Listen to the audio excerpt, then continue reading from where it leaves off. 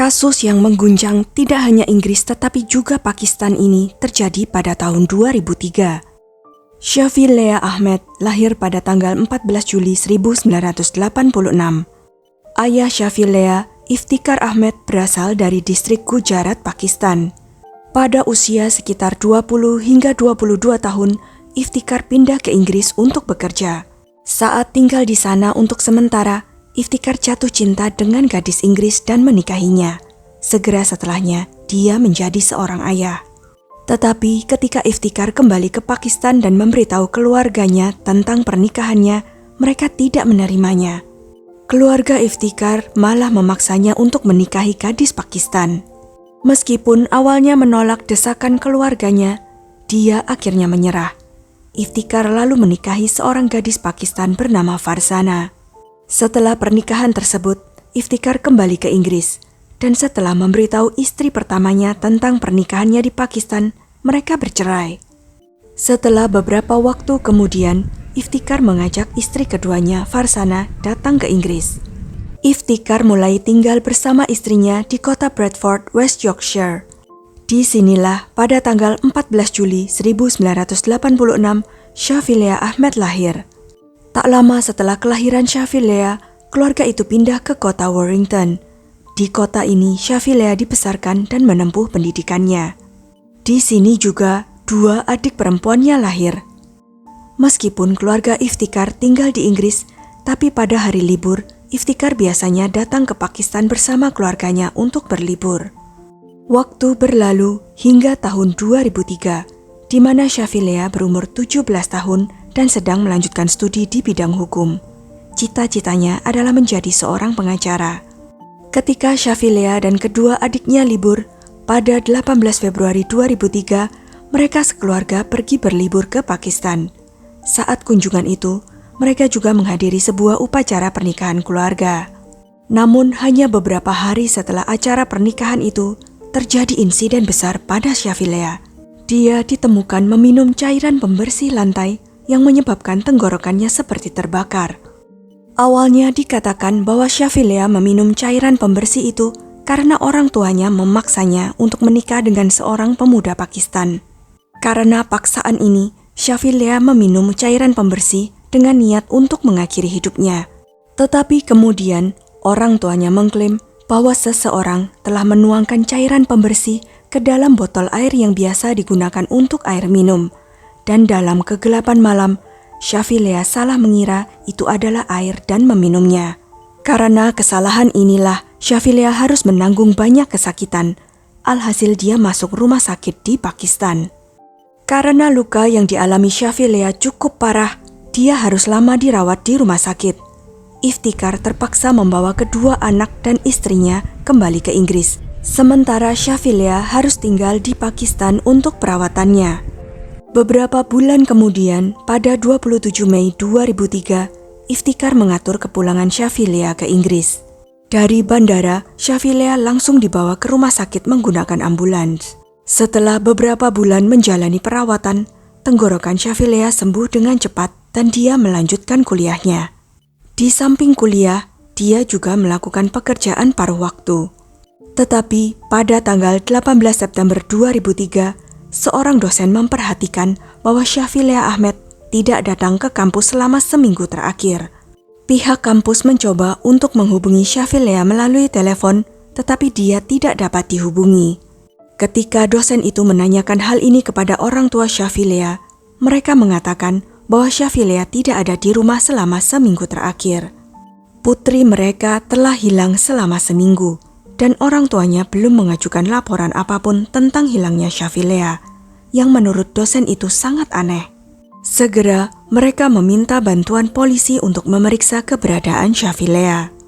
Tim polisi tiba di rumah Shafi Lea untuk menyelidiki, dan interogasi dimulai dari orang tuanya. Orang tua Shafi Lea mengatakan bahwa mereka terakhir melihatnya di rumah pada tanggal 11 September 2003, dan sejak itu dia tidak terlihat lagi. Polisi bertanya, "Putri Anda hilang selama seminggu, tetapi mengapa Anda belum mengajukan pengaduan ke polisi?" Orang tua Shafi Lea menjawab, Ini bukan pertama kalinya Syafilea hilang dari rumah selama beberapa hari. Ini sudah terjadi beberapa kali sebelumnya. Untuk mengkonfirmasi pernyataan tersebut, polisi memeriksa catatan laporan. Terungkap bahwa benar Syafilea telah beberapa kali hilang dari rumah di masa lalu. Pertama kali ketika Syafilea baru berusia 12 tahun, dia hilang bersama adik perempuannya pada tanggal 10 Maret 1998. Orang tuanya telah melaporkan hilangnya kedua putrinya ke polisi. Namun saat itu Syafilea kembali ke rumah bersama adik perempuannya menjelang malam. Syafilea kabur dari rumah untuk kedua kalinya pada tanggal 25 November 2002. Sekali lagi, ayahnya Iftikhar Ahmad mengajukan laporan hilang untuk putrinya. Setelah pencarian, Syafilea ditemukan oleh polisi sedang duduk di taman. Menurut catatan polisi, untuk ketiga kalinya Syafilea meninggalkan rumah bersama temannya pada tanggal 3 Februari 2003. Kali ini Syafilea tidak pulang ke rumah selama 2 hari, dan kemudian pada tanggal 5 Februari, dia pergi ke rumah perlindungan untuk anak yatim dan mengajukan laporan terhadap orang tuanya atas kekerasan dalam rumah tangga dan pelecehan mental. Setelah laporan diajukan, petugas polisi berbicara dengan Syafilea Ahmad dan orang tuanya, dan setelah semuanya beres, Syafilea akhirnya kembali ke rumah. Kemudian pada tanggal 18 Februari 2003, Syafilea bersama dengan kedua saudara perempuan dan orang tuanya pergi ke Pakistan untuk acara keluarga. Setelah melihat catatan-catatan itu, polisi juga curiga bahwa Syafilea mungkin sengaja pergi ke suatu tempat lagi kali ini dan akan kembali ke rumah dalam beberapa hari. Polisi mencoba untuk menemukan Syafilea di semua tempat yang mungkin dia datangi. Namun bahkan setelah beberapa hari, polisi tidak dapat menemukan jejak Syafilea dimanapun. Melihat riwayat Syafilea yang suka melarikan diri dari rumah sebelumnya, polisi kurang antusias menyelidiki hilangnya Syafilea kali ini. Beberapa media lokal mulai mempermasalahkan kelambanan polisi. Sebagai akibatnya, permintaan untuk pencarian menyeluruh terhadap Syafilea meningkat tajam. Polisi lalu berusaha mempercepat penyelidikan. Mereka kemudian menemukan banyak puisi yang ditulis oleh Syafilea di rumahnya. Puisi-puisi ini mengungkapkan ketidakpuasannya terhadap lingkungan keluarganya. Orang tuanya berharap agar Syafilea menjalani kehidupan tradisional gadis Pakistan, tetapi dia menyukai budaya Barat. Melalui puisinya, dia mengungkapkan rasa sakitnya. Ketika puisi-puisi Syafilea sampai ke publik, kasus ini memberikan tekanan pada polisi untuk segera menemukannya. Akibatnya mereka mengintensifkan upaya pencarian di tempat-tempat yang mungkin dikunjungi Syafilea. Akhirnya, rekaman CCTV mengkonfirmasi keberadaan Syafilea beberapa hari setelah dia dinyatakan hilang. Orang tuanya telah mengidentifikasinya. Hal ini membuat polisi percaya bahwa setidaknya Syafilea masih hidup. Namun, ketika rekaman CCTV itu diperlihatkan kepada dosen Syafilea, mereka mengatakan bahwa gadis di rekaman itu bukan Syafilea Ahmad. Beberapa orang yang lain juga mengkonfirmasi bahwa gadis dalam rekaman itu bukanlah Syafilea. Ini membuat polisi merasa sangat janggal. Bagaimana mungkin orang tua Syafilea salah mengenali putrinya sendiri dalam rekaman CCTV tersebut? Kecurigaan membuat polisi secara diam-diam memasang beberapa alat perekam audio di rumah Syafilea. Polisi mendengarkan semua yang terjadi di rumah Syafilea melalui alat perekam audio.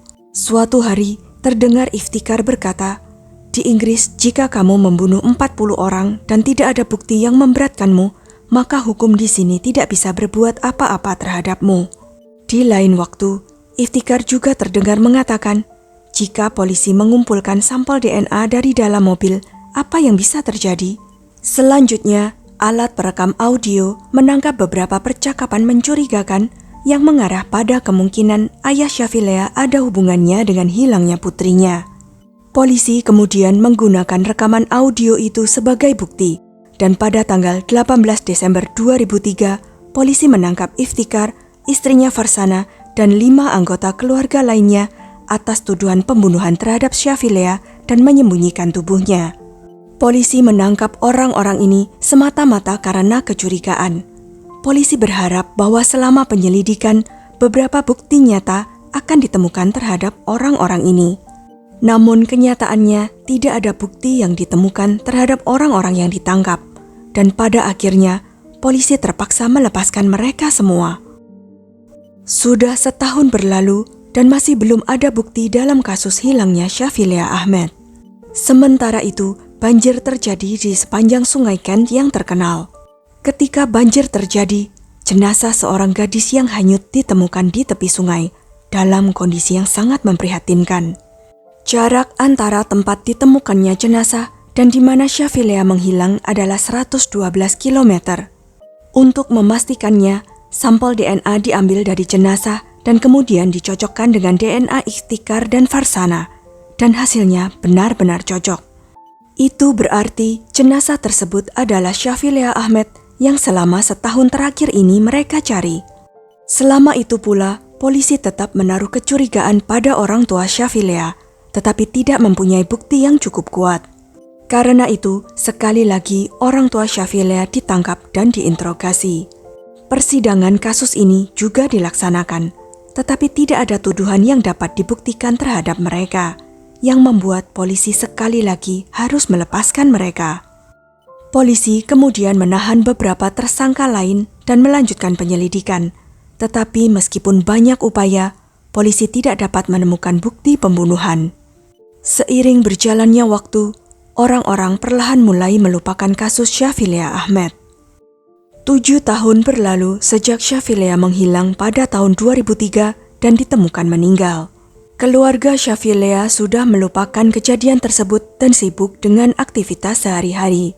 Tetapi kemudian pada tanggal 25 Agustus 2010 terjadi pencurian di rumah Iftikhar. Polisi berusaha secepat mungkin dapat memecahkan kasus pencurian ini. Setelah berhari-hari bekerja keras, polisi membuat penangkapan yang mengejutkan semua orang. Mereka menangkap putri bungsu Iftikhar, Alesha Ahmed. Menurut Alesha, dia tidak mendapatkan cukup uang untuk kebutuhannya. Karena itu dia mencuri uang ayahnya di rumahnya sendiri. Polisi yang melihat peluang untuk menyelidiki kembali kasus kematian Shafie Leah mulai berbicara dengan Alesha tentang kakaknya. Namun Alesha menolak bekerja sama dengan mereka. Polisi kemudian membujuknya dengan menawarkan pengurangan hukuman pada Alesha jika ia dapat memberikan informasi apapun tentang kematian Shafie Leah. Ketika akhirnya Alesha mengungkapkan beberapa rincian kepada polisi, semua orang tercengang. Alesha mengatakan, ayahku Iftikhar dan ibuku Farsana yang telah memukuli Shafie Leah di depan kami berdua adik-adiknya. Lalu ayah menaruh kantong plastik di kepalanya, dan karena itu dia mati lemas. Kemudian ayah memasukkan tubuh Shafie Leah ke dalam mobilnya dan melemparkannya ke hutan yang jauh. Namun karena banjir, tubuh itu hanyut terbawa ke tepi sungai. Menurut Alesha, ayah dan ibunya sama sekali tidak menyukai gaya hidup modern putri sulung mereka. Shafie Leah mulai jatuh cinta pada seorang pemuda, dan ketika masalah ini terungkap, Iftikhar dan Farsana dengan cepat mencoba mengatur pernikahan Shafie Leah dengan pria pilihan mereka. Ketika keluarga tersebut pergi ke Pakistan untuk acara keluarga, ada upaya untuk menikahkan Shafie Leah secara paksa dengan pemuda pilihan mereka di sana. Tetapi Shafie Leah menolak untuk menikah, karena alasan ini dia mengkonsumsi cairan pembersih. Ketika kemudian Shafie Leah kembali ke Inggris, keluarganya tetap bersikeras untuk menjodohkannya dengan laki-laki pilihan mereka. Shafie Leah yang berulang kali menolak untuk menikah membuat ayahnya murka. Awalnya, ia memukuli Shafie Leah, lalu menutupi kepalanya dengan kantong plastik sehingga ia mati lemas, kemudian membuang jenazahnya. Segera setelah pengakuan ini, Alesha Ahmed menjadi saksi kunci dalam kasus tersebut. Sebagai gantinya, dia diberi jaminan akan mendapatkan hukuman minimum dalam kasus pencuriannya. Berdasarkan pernyataan Alesha, pada tanggal 2 September 2010, Farsana dan Iftikhar ditangkap dan didakwa atas pembunuhan Shafie Leah Ahmed. Keduanya berada di penjara setelah penangkapan tersebut. Namun, hampir setahun kemudian, pada tanggal 15 September 2011, mereka diberikan pembebasan dengan jaminan oleh pengadilan Manchester. Dalam penyelidikan lebih lanjut, polisi mengumpulkan beberapa bukti penting, dan berdasarkan bukti tersebut, persidangan kasus ini dimulai di Chester Crown Court pada tanggal 21 Mei 2012. Awalnya, Farsana dan Iftikhar terus menyangkal keterlibatan mereka dalam pembunuhan Syafi Leah. Tetapi ketika Farsana merasa bahwa dia dijebak terlibat pembunuhan putrinya sendiri, dia akhirnya bersaksi di pengadilan pada tanggal 9 Juli 2012. Farsana mengatakan bahwa pembunuhan Syafi Leah Ahmed dilakukan oleh Iftikhar sendiri. Dalam pengakuannya, Farsana juga mengungkapkan bahwa ia mencoba menghentikan Iftikhar, namun suaminya itu malah memukul dan mengancam seluruh keluarganya dengan mengatakan, "Jika ada di antara kalian yang pernah membicarakan hal ini kepada siapapun, nasibmu akan sama seperti Syafi Leah." Setelah persidangan yang cukup panjang, pada Agustus 2012, Farsana dan Iftikhar dinyatakan bersalah telah membunuh putri mereka sendiri dan membuang jenazahnya. Mereka kemudian dijatuhi hukuman masing-masing 25 tahun penjara. Kasus ini juga dibuktikan di pengadilan sebagai pembunuhan demi kehormatan. Menyusul putusan ini, di Inggris setiap tahun pada tanggal 14 Juli yang adalah hari ulang tahun Syafi Leah Ahmed diperingati sebagai hari peringatan nasional bagi para korban pembunuhan demi kehormatan. Sekian kisah kali ini. Jangan lupa untuk klik like, share, subscribe, dan komen ya pendapat kalian. Sampai jumpa lagi di video-video selanjutnya.